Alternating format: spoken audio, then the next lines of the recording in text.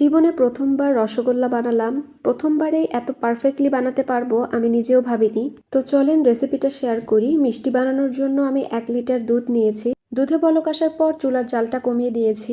2 table চামচ লেবুর রস আর 2 টেবিল চামচ পানি আমি একসাথে মিক্স করে রেখেছিলাম। মিশ্রণটা আস্তে আস্তে দুধের মধ্যে দিয়ে আমি ছানা কেটে নিলাম। যতক্ষণ না পানিটা সবুজ হচ্ছে আস্তে আস্তে নাড়তে থাকবো।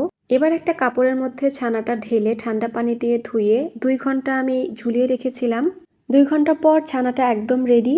এবার ছানার সাথে আমি 1 টিস্পুন ময়দা দিয়ে ভালো করে মেখে নিয়েছি। একদম মসৃণ করে মেখে নিতে হবে, না হলে মিষ্টিগুলো ফেটে যাবে। এরপরে একটা চামচ দিয়ে সবগুলো মিষ্টি মেপে নিয়েছি যাতে করে সমান হয়। এরপর ঘুরিয়ে ঘুরিয়ে মিষ্টির শেপগুলো দিয়ে নিলাম। এখন বানাতে হবে মিষ্টির শিরা।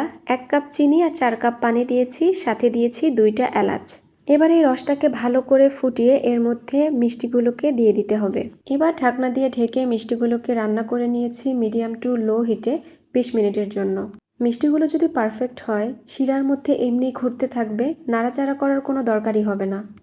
20 মিনিট পর মিষ্টিগুলো একদম রেডি। চুলা বন্ধ করে আমি মিষ্টিগুলোকে শিরার মধ্যে প্রায় 2 থেকে 3 ঘন্টা সময় রেস্টে রেখেছিলাম। তো একটা মিষ্টি আমি কেটে দেখাই যে কতটা পারফেক্ট হয়েছে। এটা কিন্তু ঠান্ডা হওয়ার পর কেটে দেখাচ্ছি। আলহামদুলিল্লাহ অনেক বেশি সফট হয়েছিল আর টেস্ট দোকানের চেয়েও ভালো ছিল।